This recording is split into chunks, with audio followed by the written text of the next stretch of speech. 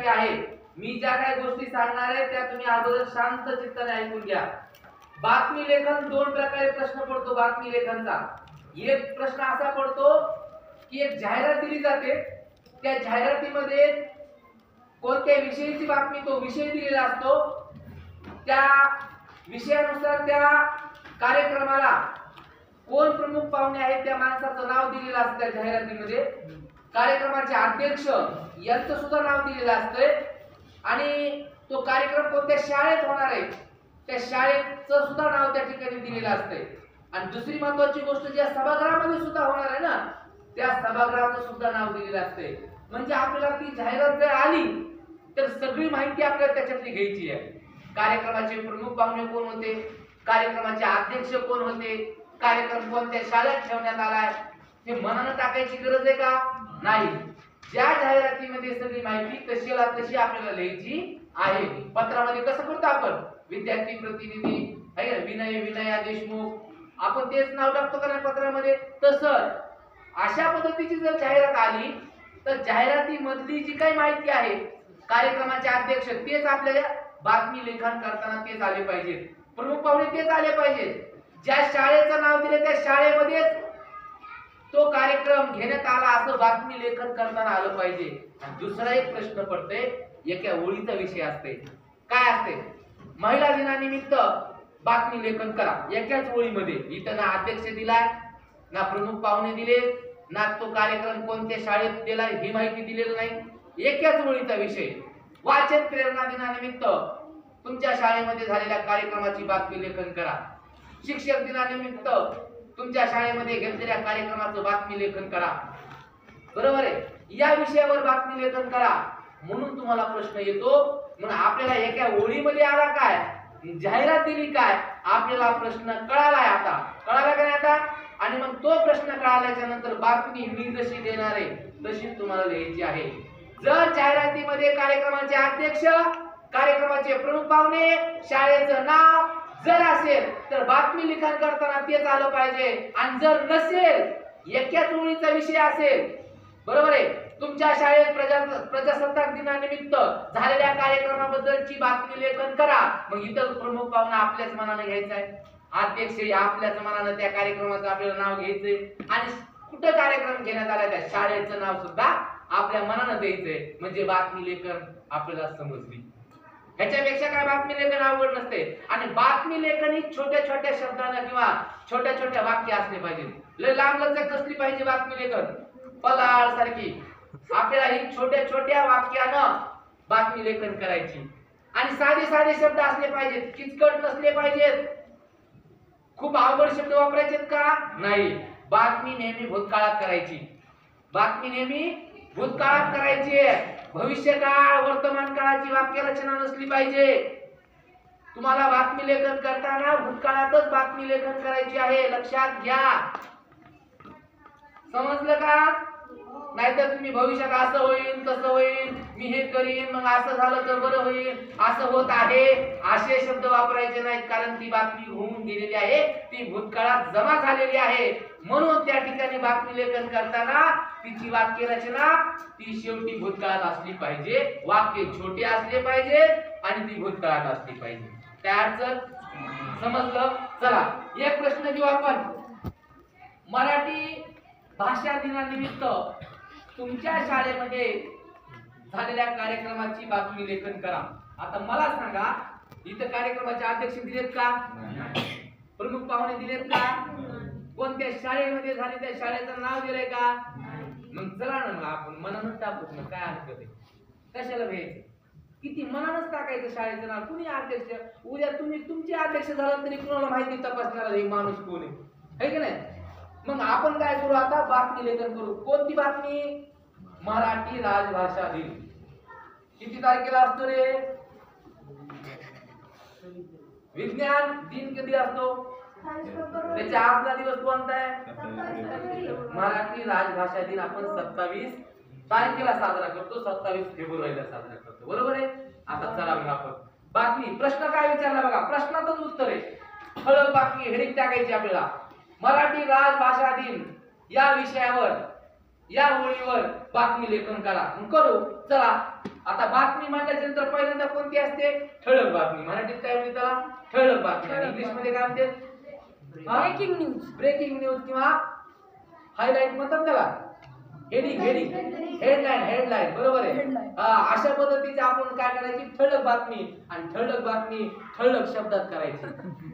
बारीक शब्दात करतात. आणि खाल्ली जी आपण बातमी लिहिली होती मोठ्या शब्दात त्याला ठळक बातमी म्हणतात का? ठळक बातमी म्हणजे वर्तमानपत्रामध्ये जी मोठ्या अक्षरात हेडिंग असते, हेडलाईन जी असते ती आपल्याला लिहायची असते, ठळक बातमी. चला मग, मराठी राजभाषा दिन LRK स्कूल मध्ये मोठ्या उत्साहात साजरा करण्यात आला. लक्षात घ्या, येत आहे, येईल असं म्हणालो का मी?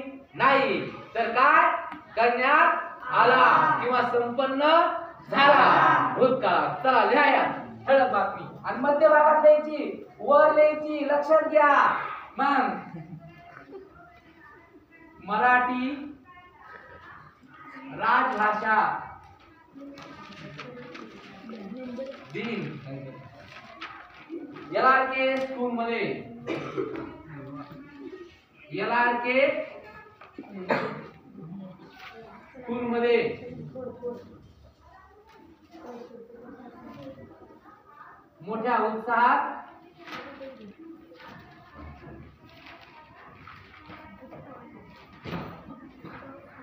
संपन्न झाला लिहायचं का साजरा करण्यात आला? साजरा करण्यात आला. बर, साजरा करण्यात आला.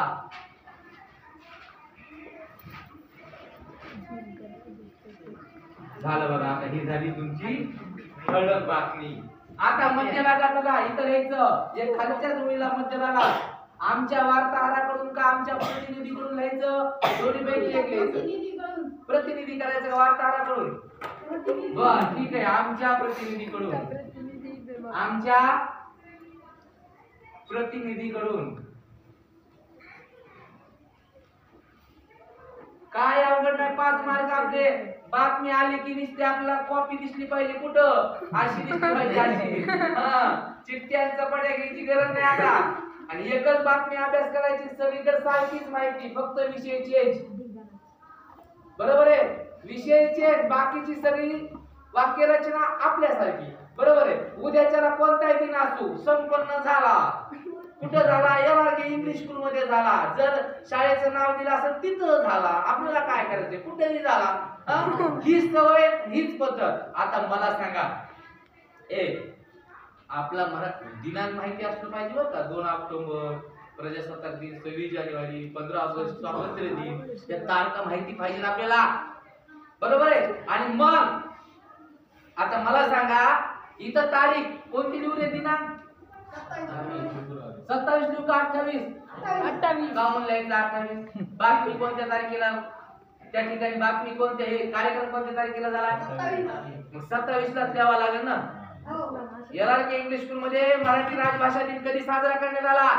27. आणि तुम्ही म्हणता सर बातमी दुसऱ्या दिवशी असते ना? हो बाबा, दुसऱ्या दिवशीच असते. ही बातमी म्हणजे त्या मोठ्या वर्तमानपत्रातली छोट्याशा पानावरती अशी छोटीशी बातमी आहे की नाही? पण त्या मोठ्या पाना अगोदरच दिली ना आपण इथं 28 तारीख. बरोबर आहे? 28 तारीख दिली का आपण? पेजवर मोठ्या कोपऱ्यात 28 तारीख असते, पण बातमी त्या पेजच्या मध्ये आली. तिथं कवा? 27 तारखेला, कालची बातमी. कळलं का? मग इथं 28 टाकायची गरज नाही. इथं काय टाकतात? 27. चला, 27 फेब्रुवारी.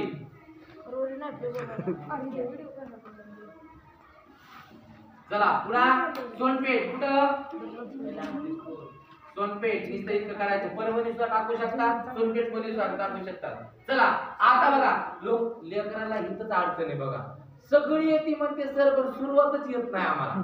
मध्ये आम्ही काय लिहू? आम्हाला फक्त सुरुवात करून द्या. सुरुवात काही नाही, प्रश्नातच सुरुवात आहे. कशी सुरुवात आहे पहा. बघा बघा, मी काहीच येत नाही. मराठी राजभाषा दिन. बघा, ह्याच्यापेक्षा काय सोपी सुरुवात करून द्यायची? जे ठळक बातमी दिली तीच खाली लिहायची, हाय काय करायची नाही. मराठी राजभाषा दिन. बघा, मराठी राजभाषा दिन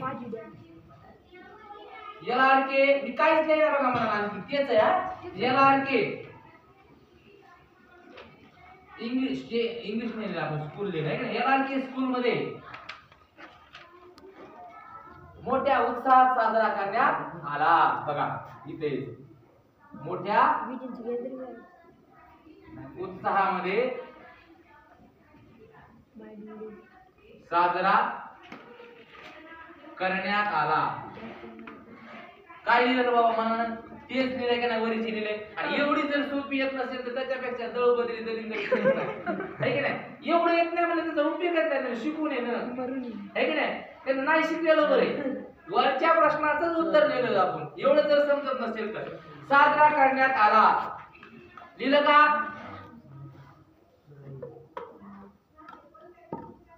लिहिलं का. चला मग या कार्यक्रमाला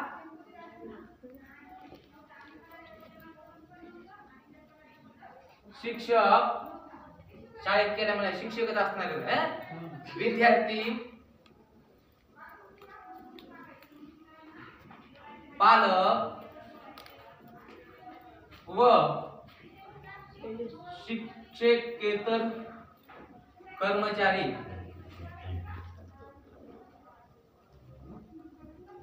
यांनी मोठ्या संख्येने प्रतिसाद दिला.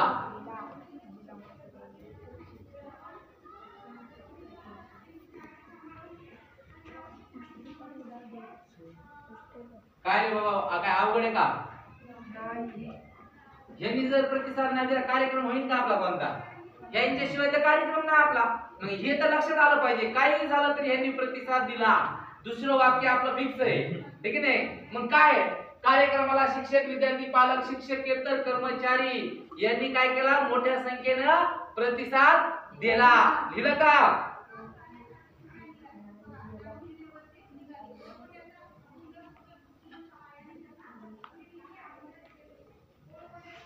झालं का. आता आणखी मराठी राजभाषा दिनानिमित्त बघा मराठी राजभाषा काही जणांना हे नाही दिलं तरी चालतंय. रिपीट होऊ नये चांगलं वाटत नाही की नाही. एकदा वाक्य डबल लिहिण्याची गरज नाही. आपण डायलॉग सुरू केला असतं पण पहिली बातमी म्हणून मी देतोय. काही जणांना हे पुन्हा मराठी राजभाषा दिन हे सारखं पुनरावृत्ती आली नाही पाहिजे. म्हणजे ती पदार्वाणी वाटते तेवढी चांगली वाटते का दर्जेदार. पण मी का देतोय सुरुवात आहे पहिली बातमी देते नाही आपलं. म्हणून मराठी भाषा दिनानिमित्त राजभाषा दिनानिमित्त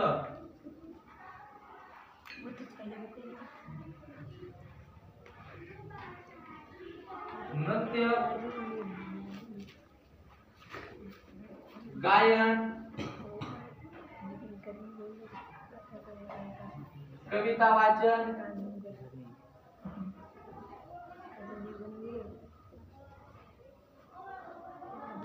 भाषण अशा अनेक स्पर्धेचं आयोजन केलं होतं.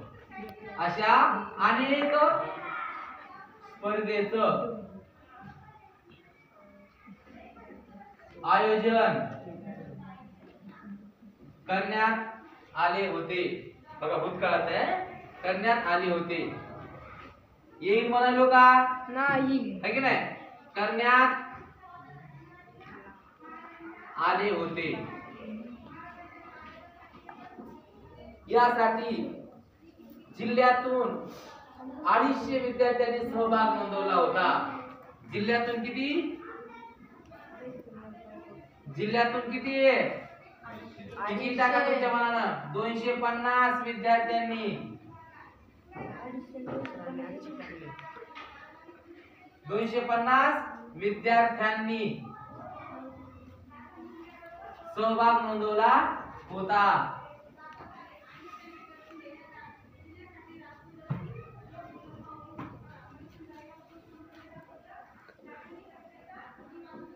कार्यक्रमाची सुरुवात कुसुमाग्रजांच्या प्रतिमेचं पूजन करून करण्यात आली होती. बरोबर का.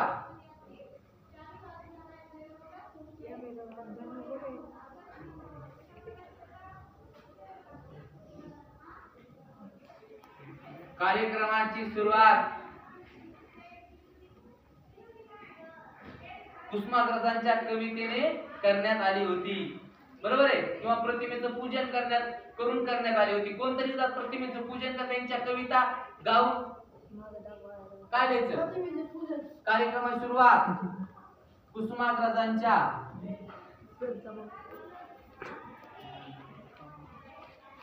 प्रतिमेचे पूजन करून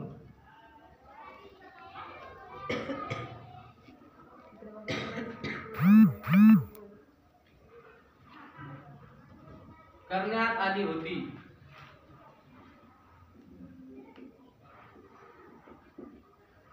या कार्यक्रमाचे प्रमुख पाहुणे म्हणून कोण होते सांगा एखाद्याचं नाव. या कार्यक्रमाचे अध्यक्ष कोण होते सांगा एखाद्याचं नाव. एवढं म्हणून यायला पाहिजे ना. या प्रसंगी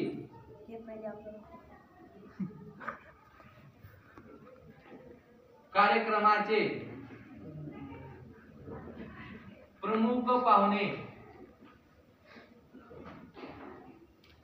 शिक्षणाधिकारी शौकत पठाण साहेब होते. शिक्षणाधिकारी शौकत पठाण साहेब होते. आपल्या सोनपेठचे तर का ते हा लक्षात राहू द्या. आता शिक्षण अधिकारी शौकत पठाण साहेब होते. गट शिक्षण अधिकारी आपल्या इथले ते शिक्षण अधिकारी ते सोनपेठचे. आणि मग त्यांनी आपल्याला काहीतरी मार्गदर्शन केलं असेल ना, आपलं कौतुक केलं असेल. मग आपण जास्त काही त्याच्यावर लिहायचं नाही, फक्त त्यांनी काय कौतुक केलं. त्यांनी शाळेच्या विद्यार्थ्यांचे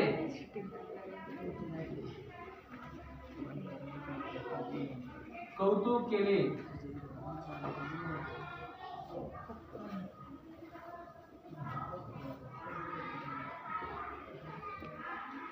एवढे चांगले विद्यार्थी नृत्य करायले, गायन करायले, वाचन करायले, कविता म्हणायले, भाषण करायले, पण त्यांचं कौतुक करणार नाही तर काय करणार ते. एवढे गुणी विद्यार्थी आहेत का तुम्ही? नाही. बघा आणि मग अशा पद्धतीने त्यांनी कौतुक केले. आणि आता कार्यक्रमाचं बक्षीस वितरण सुद्धा करावं लागेल का नाही आपल्याला. शेवटी बघा कार्यक्रमाचे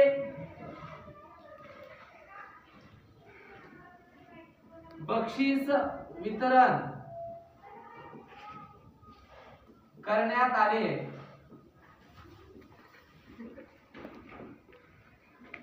व कार्यक्रमाचा शेवट राष्ट्रगीताने करण्यात आला.